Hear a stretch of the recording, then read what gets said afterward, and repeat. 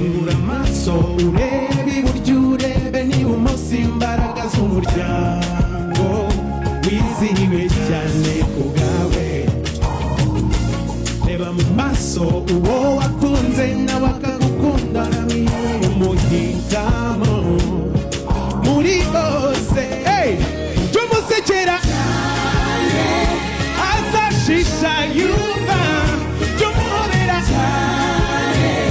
bizamuha amahoro. Let's go everybody do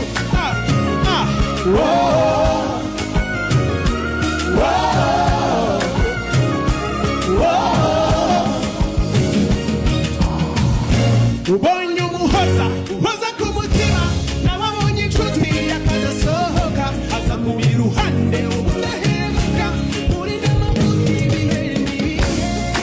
irene